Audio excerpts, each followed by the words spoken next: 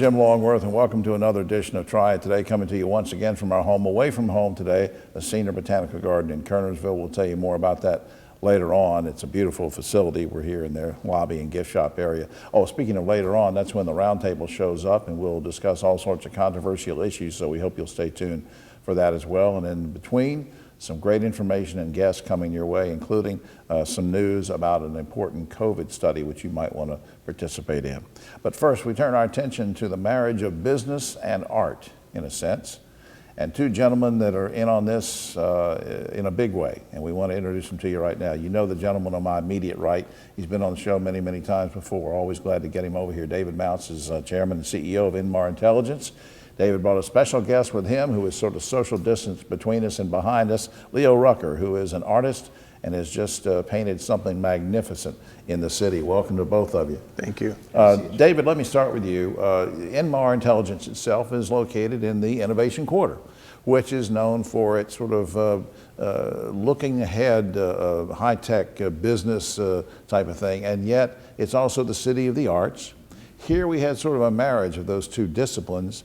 Tell me what you unveiled a few days ago. So we, on 7th Street, we've unveiled a mural that Leo's going to tell you about in a minute that really speaks to the history and really some of the first innovators in our community that really worked together as a team to build a strong ecosystem and community. And you know, in my business, I spend a lot of time thinking about data, and most of the things that I think about, they're going into the head and we're trying to make decisions with them. But one of the most important things about art is that it actually speaks to the soul. It's a deeper level of communication. And when we heard about the opportunity to support this endeavor and Leo in creating this mural, it was just a perfect fit for us that we thought to tell the story of our community. Yeah, and interspersed throughout the conversation, you're going to see some footage or photos of the mural. It's beautiful. Leo, what story did you want to tell with this mural? Well, I think the most important for me is to tell the story of how, again, like David said, is that those were early innovators, who were, creative minds, who were visionaries who really wanted to make this part of the community that they were allowed to develop, and still yet be segregated to become their own personal space that they could, create, multiple levels of businesses and activities that people could enjoy and have fun and feel like it was something truly personal to them. Absolutely, and a very entrepreneurial spirit with that, David. There were lots of examples that I know you studied. I mean, everything from the world's largest minority-owned bus company was run out of that area. Absolutely. A lot of examples there that I sort of sense from some of the conversations you've had with other people. You were sort of, here you are, an innovator of the modern era. You were sort of awed by what some of these folks accomplished. I really was. Some of the examples, people like Olame Forte, who started a college for beauticians. She had a very clear business mission: beautify the people and help women start businesses that would make them independent. I loved that. I loved hearing about her and her innovation, and there are many stories like that. I encourage everyone to come down and see the mural and take time to learn the history of all the people in the mural. You'll just be so proud of your city. Leo, you spent a lot of your formative years in Winston-Salem, where I was from too, and you and I sort of had some things in common, and sure. You went to East Forsyth, and I went to Reynolds, and we're still talking to each other.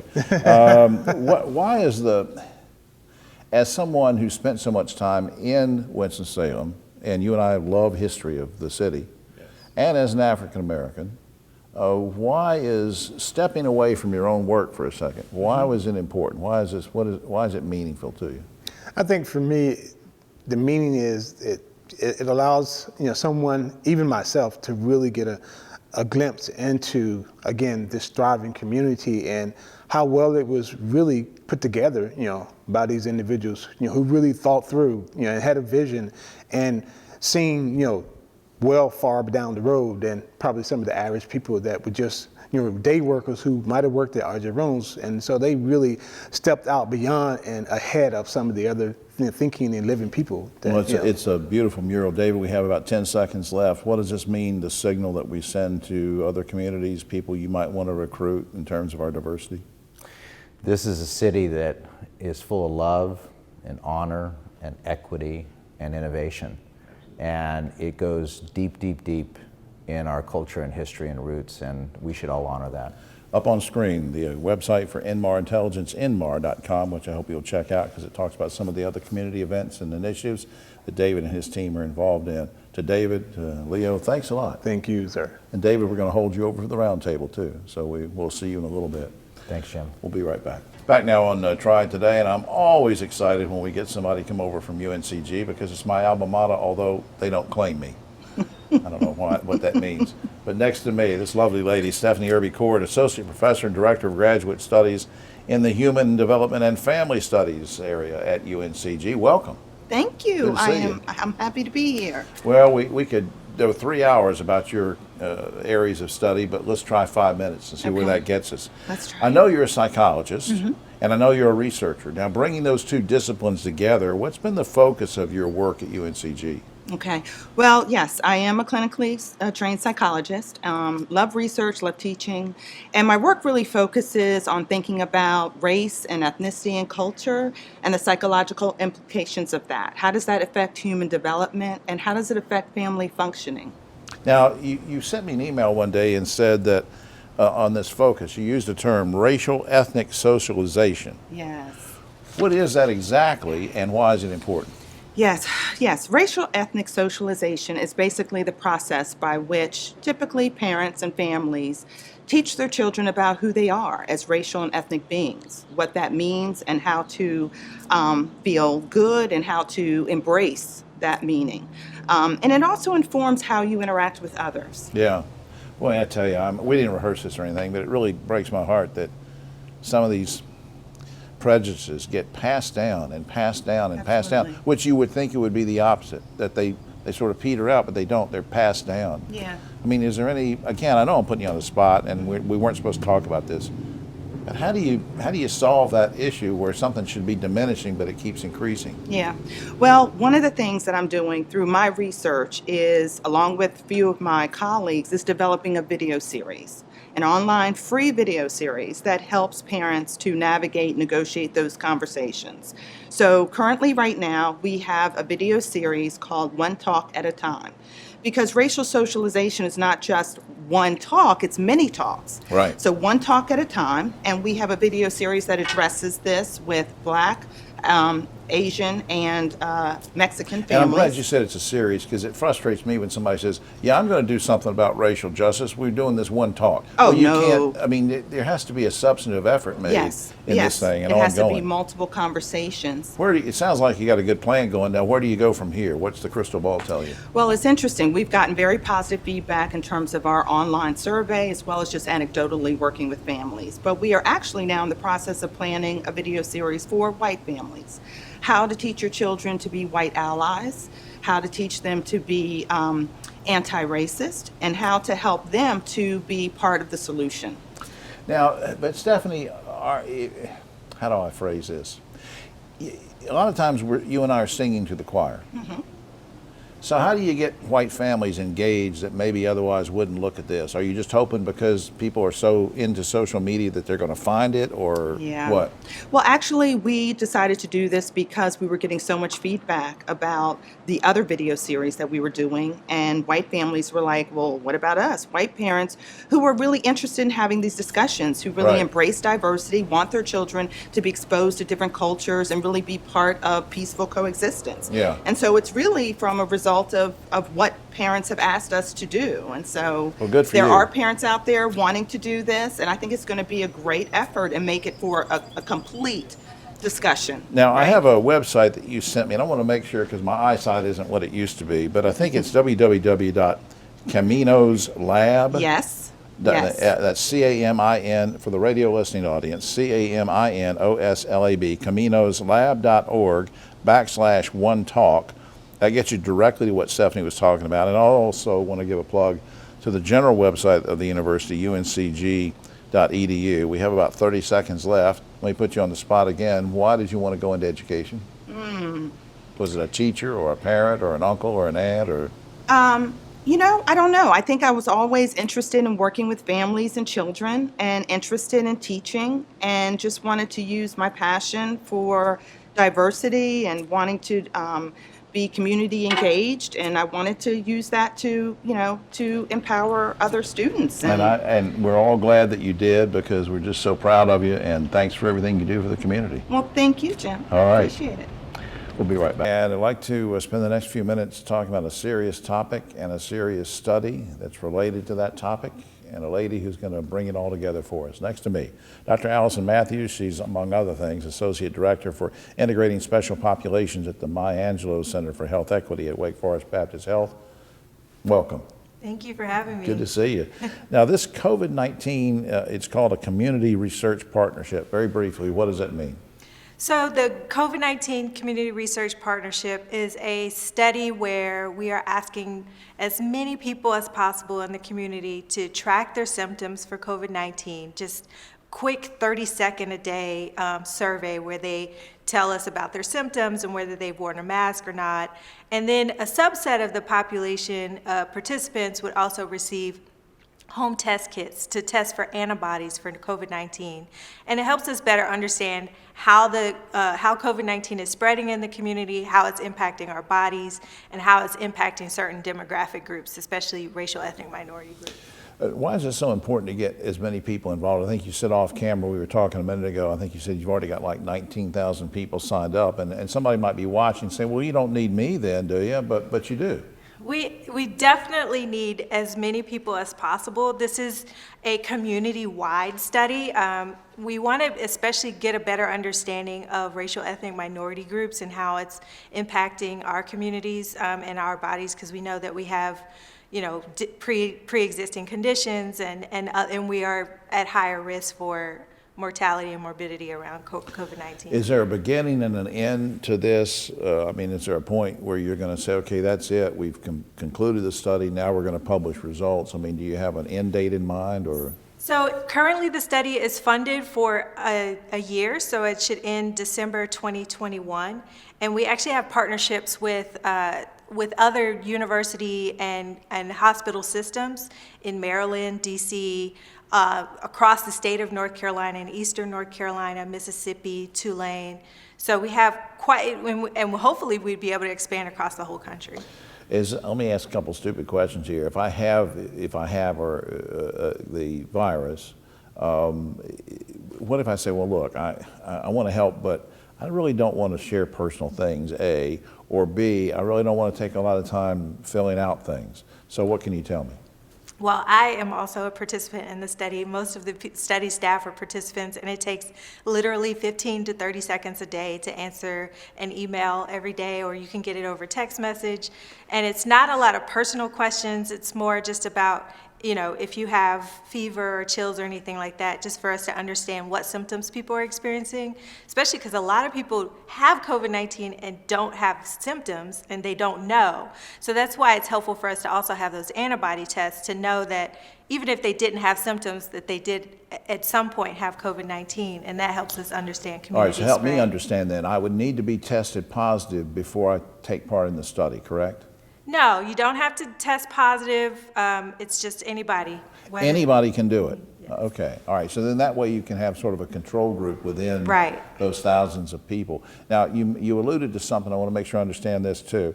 The antibody test, now this is something that people can test on themselves at home. Is that available? How do they get it? Help me out there. We ship the antibody test to them.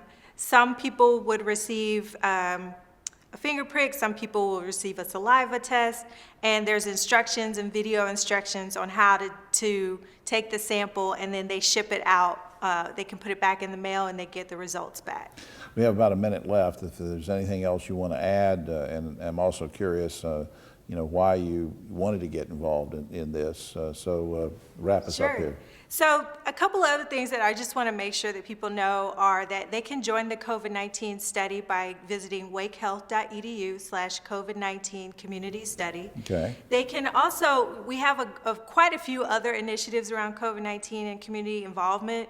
So we're actually about to launch a contest where we're getting community feedback on how they want to see the vaccine rolled rolled out in our community, what programs they want to see, and what their best ideas are for those ideas.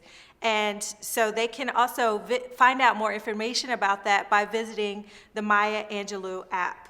So we have mayaangelou.app, and it has information about local resources that they can access to support them during COVID-19, as well as information about the contest. And the Okay, study. and then of course the general website, wakehealth.edu, gives you lots of good general information about health issues. I think you can also email info@covid19communitystudy.org. I think that's a Yes. possibility. So lots of good ways to get involved and find out more information. But, Dr. Matthews, thank you. Thank you. All right, we'll be right back. Triad Today, I'm so glad that this lovely young lady is visiting us here. And speaking of visit, that sort of ties into everything because she's with Visit Winston-Salem. We welcome Brittany Norton, who is Manager of Public Relations for Visit Winston-Salem. And for folks who don't know, that's the agency that oversees tourism in the area. And we welcome you to the program. Thank you for having me. Good to see you. Here we are in 2020, the end of 2020. The pandemic has had horrible effects on a lot of people. And even casual effects, it's affected people in terms of, well, I can't do this, I can't go there. Here we are in the holiday season. What can we look forward to in terms of happenings or events that are safe and good to be a part of? Absolutely. What I love about the holidays in Winston-Salem is that what you know and love to be true is still very much true. You'll find that historic charm, those historic homes decorated for the holidays, just a genuine spirit of nostalgia in Winston-Salem. So you'll find that.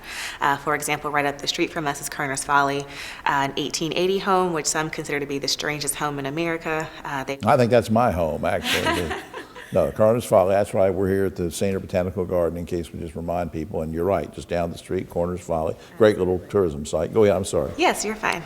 So they've decorated all 22 of their rooms in Victorian era theme, if you will. The Reynolda Estate, home of R.J. and Catherine Reynolds, is also decorated this year for the holidays in 1920s period decor. Hundreds of glass ornaments on display. They've even got scheduled evening tours that you can take of Reynolda as well as Kerner's Folly. And then Old Salem Museums and Gardens, which is a favorite during the holiday season. The Right. buildings are closed to visitors, but the district is still decorated, beautiful just for a family, afternoon out. They are still hosting the candle tea service by Home Moravian. It's interesting this year. It's a drive-through opportunity, so it's definitely COVID friendly. You can stay in your car. And some other drive opportunities, if you're not ready to go indoors, include Tanglewood Festival of Lights, as well as right here at Paul J. Senior, they do their holiday tulip display during the holidays. So you'll Right. find more Some than little 3,500. tulip ornaments and all sorts of things. You can see. Absolutely. They're really neat. They're recycled water bottles that are now lit up. So What do you suggest for people that would like to get back to dining out in some safe fashion? What do you say?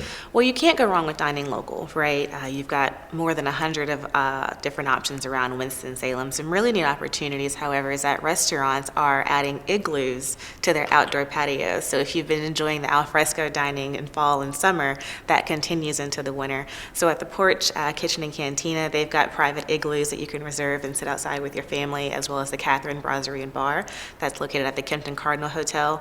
And then some other neat patio experiences include Bernardin's Fine Dining, also in downtown Winston-Salem, and Moselle's Fresh Southern Bistro.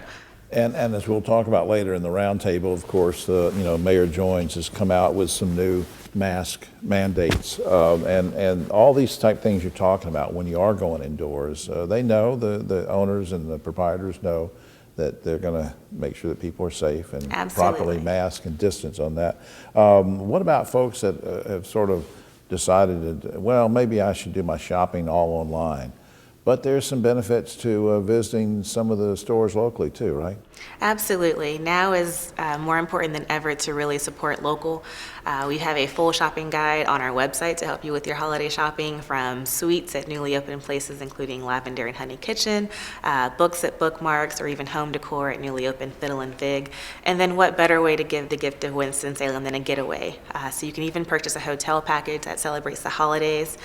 Grayland Estate is offering hotel packages. Wow. The Brookstown Inn, Kempton Cardinal Hotel, even a stay at the Manor House in Tanglewood, historic B&B. You've got access to the Festival of Lights right there, included with your admission, and a stay there. So a lot of different gift-giving opportunities right here in Winston-Salem. I tell you what, listening to you talk, it just sounds so uplifting because we've been so I don't want to say quarantine because that's a medical issue, but I mean, we've been so closed in and not able to do things, and yet you've offered us so many opportunities for things, which I think is great. Up on screen, visit winstonsalem.com is a good website to check out and learn more about what Brittany was talking about. Thanks for making the trip to the garden. Absolutely. Thank you so much for having me. All right, we'll be right back. All right, today just about time for the roundtable, but first just to mention, I hope you pick up your copy of Yes Weekly and enjoy that and my column in there. And also another shout out to Adrienne Rothling and her team here at the Senior Botanical Garden for hosting us during our pandemic stay away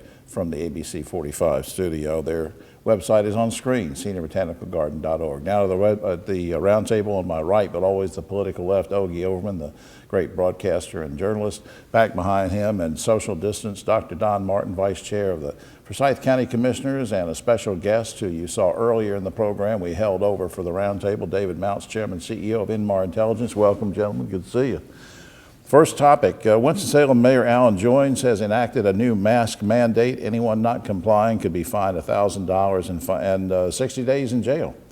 Are you okay with those penalties for not wearing a face mask? Ogie Overman. Yeah, I applaud the mayor for doing that. I think it ought to be mandated nationwide. I do. Serious thing because you're actually spreading something that could kill people. Don, what do you think? I'm fine. I think it takes several warnings, but then it's eventually, I think a fine and jail is appropriate. David, too severe or okay with it? You know, I think as a first offense, it sounds a little too severe, but you know, after multiple, I could see. Same as Tom. All right, here's another one sort of related. A New York City restaurant is now requiring that patrons take a rapid COVID test at the door before entering, but it costs them $50 to do it. Guys, would you like to see all restaurants follow that example, Ogie? Well, that won't really work, Jim. I mean, who's got $50 to, I mean, if you got the money, sure, fine, but most people don't have that kind of money and then pay for your meal. Yeah, Don. Yeah, that will not work. David. We want people to have the least amount of reasons to stop from going, and so I think that impedes progress. Okay. Congresswoman Alexandria Ocasio-Cortez says the federal government should pay everyone to stay home until the pandemic is under control. Now, we know right now that there's no COVID-type relief payments anywhere in sight, anywhere soon. What do you think about her idea? Good idea or bad idea? Well, like a lot of her ideas, it's almost a good idea, Jim, but it's just not going to work. We've got to pass this relief package. It should have been done months ago. That's the answer. Yeah. Don. Yeah, I agree that will not work. Great intention, but the government cannot afford it, and the relief acts will be graduated by those who do need it. David. I think we should pay the politicians to stay home and everybody else should get to work. Yeah. Well, I don't know how they would even make that work, but either way, your answer or the other one. A state legislative committee, now we're talking about North Carolina State Legislative Committee, has recommended that we make small amounts of marijuana legal in North Carolina. Now, this is the first time I can recollect that it's gotten out of a committee or at least being studied seriously. Are you okay with that, Ogie? And the second part of that question is, will it pass? Why small amounts? Yeah. Well, I mean, what's the big deal? Yeah. 22, 23 states have already passed it. Yeah. And I think it does have a chance to pass this You time. do? I do. Don Martin. I'm okay with it, but I don't think it'll pass in North Carolina. David? I think that we want unimpaired thinking as much as possible. That's where innovation and goodness comes from. All right. Now, here's one to ponder. Last month, the SEC awarded $114 million to a whistleblower for tipping them off about corruption by a private company. Now, guys, we all agree that whistleblowers deserve some kind of reward. They take chances. But should Congress impose a cap on the amount of taxpayer money paid to these informants? Ogie, what do you think? That's a pretty big, that's a lot of dough for I mean, I'm all for whistleblowing, but yeah, maybe a cap, $140 million. 114 million, Don. That's too much. Well, the awards are based on some kind of percentage and formula. So obviously, when the huge amount of money, that's how that 114 was calculated. However, I think a person that would save the government $50 million, or the SEC $50 million, for example, is taking the same amount of risk as somebody that's going to be $100 million. So I think a cap of some amount is really rewarding that person for taking that risk. Yeah, and David, it's all about economies of scale, I guess, but what do you think about capping these awards? You know, I think there's potentially a moral hazard there. Ultimately, we want people to bring the truth forward, and so we should be focused on that outcome. Do you think, putting you on the spot, I mean, is 114 million a little excessive? It's a big number. Big number. It's what David makes in a week, so I mean, we don't really have to. This past week, guys, Congressman Mark Walker, who's been on this show many times, formally announced that he would seek Richard Burr's open Senate seat in 2022, and it sounds like, hey, that's 2 years off. No, because anybody that wants to declare has got to do so next year. Former Governor Pat McCrory says he might run, as will probably Trump's Chief of Staff Mark Meadows, former congressman. Does Walker have an easy run to the Republican nomination, and then can he win the seat? Okay, we haven't talked about any Democrats, but just what do you think about Mark? Well, I'll tell you what Democrat won't be running, but I think we all know that.